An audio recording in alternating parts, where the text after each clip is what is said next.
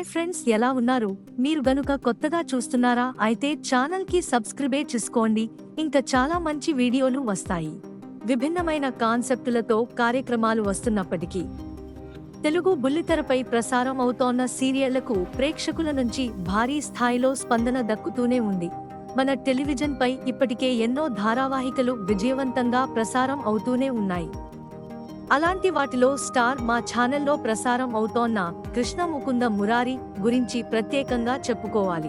ఏడాదిగా ప్రసారం అవుతోన్న ఈ సీరియల్ రోజు రోజుకు ఎంతో ఆసక్తికరంగా నడుస్తోంది. దీంతో ప్రేక్షకుల నుంచి దీనికి ఆదరణ మరింతగా పెరిగిపోతోంది. ఈ నేపథ్యంలో కృష్ణ ముకుంద మురారి బుధవారం ప్రసారం కానున్న ఎపిసోడ్లో ఏం జరుగుతుందో మీరే లుక్కేయండి. మరి మంగళవారం ఎపిసోడ్లో ఏం జరిగిందంటే, మురారి తన సొంతం కావాలని ముకుంద పెట్టిన కాయిన్ నిలబడడంతో ఆమె సంతోషంగా ఉంటుంది. కానీ కృష్ణ మాత్రం తన కాయిన్ నిలబడకపోవడంతో బాధపడిపోతుంది. తర్వాత ముకుంద వచ్చి మురారితో మాట్లాడుతుండగానే ఆమె కాయిన్ కింద పడిపోయి ఉంటుంది.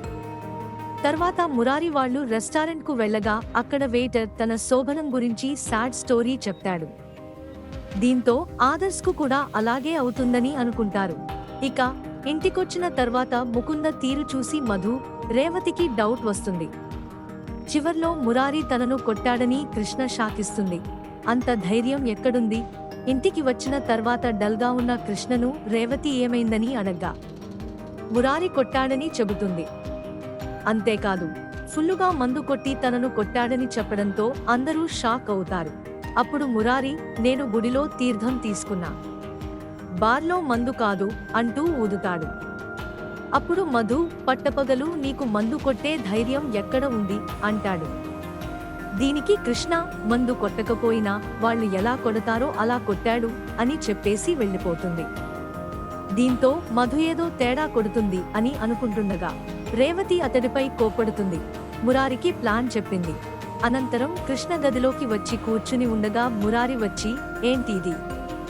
కింద అందరికీ నేను తాగి కొట్టానని చెప్పావు అని అడుగుతాడు. దీనికామె, వాళ్లను డైవర్ట్ చేయడం కోసం అలా చెప్పాను, ముకుంద ఇలా చేస్తుందని చెప్పలేను కదా అంటుంది. దీంతో మురారి, అవునులే, నేనే కాసేపు ముకుంద సంగతి మర్చిపోయాను అంటాడు. తర్వాత కృష్ణ వెయిటర్ చెప్పింది తలుచుకుని టెన్షన్ పడుతుంది. అప్పుడు మురారి, శోభనం గదిలో నువ్వంటే ఇష్టం లేదు, ఇంకా మురారిని ప్రేమిస్తున్నానని చెప్పేస్తుందేమో అనడంతో కృష్ణ భయపడుతుంది. ఎంతకైనా తెగిస్తుందేమో. మురారి మాటలతో కృష్ణ, నేను తనతో ఒకసారి మాట్లాడతాను, మారిపోయానని చెప్పావు కదా, ఏమైంది అదంతా అని అడుగుతా అని అంటుంది. దీనికతడు, ఇప్పటివరకు నాకు మాత్రమే తెలుసు, నీకు కూడా విషయం తెలుసని తెలిస్తే ఎంతకైనా తెగిస్తుంది అంటాడు. అప్పుడు కృష్ణ అయిన ఏదో ఆశ అనగా, తను మారదు, కృష్ణ ఆదర్శ్తో ఇష్టం లేదని చెప్పేస్తుంది, దాన్ని ఆపగలనని అనిపించడం లేదు అంటాడు. దీంతో కృష్ణ, ఆదర్శ్కు ఏం తెలియకూడదు అంటే అయితే శోభనం ఆపేయాలి అని మురారి అనుకుని ఎలా చెప్పాలా అని ఆలోచిస్తాడు. అంతరాత్మతో మాట్లాడి ఫస్ట్ నైట్ గురించి ముకుంద ఆలోచిస్తుంటుంది. అంతలోనే అద్దంలో ఆమె అంతరాత్మ కనిపిస్తుంది.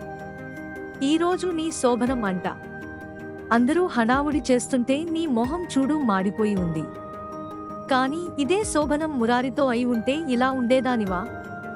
అప్సరసలా అందంగా తయారై మెరిసిపోయేదానివి.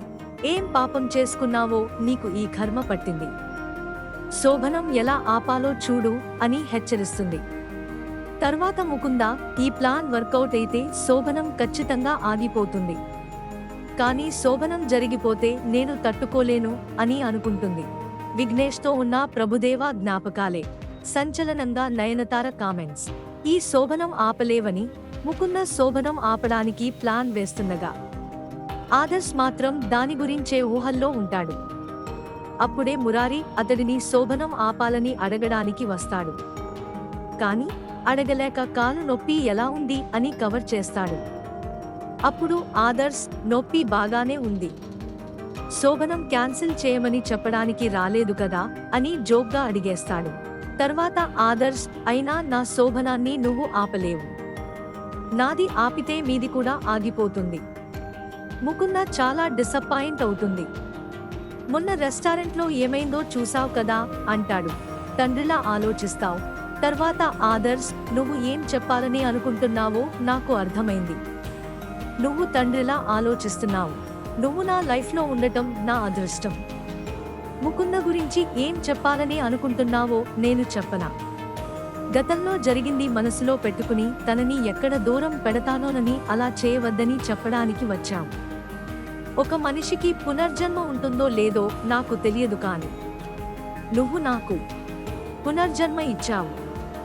ముకుందకు నేనంటే ఇష్టం లేదని తెలిసి ఎక్కడో జీవశ్చవంలా బతుకుతుంటే నాకోసం తనను మార్చి నాకు పునర్జన్మ ఇచ్చావు.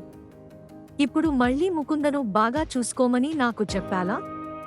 తనను నా ప్రాణం కంటే ఎక్కువగా చూసుకుంటాను అని మాట ఇస్తాడు.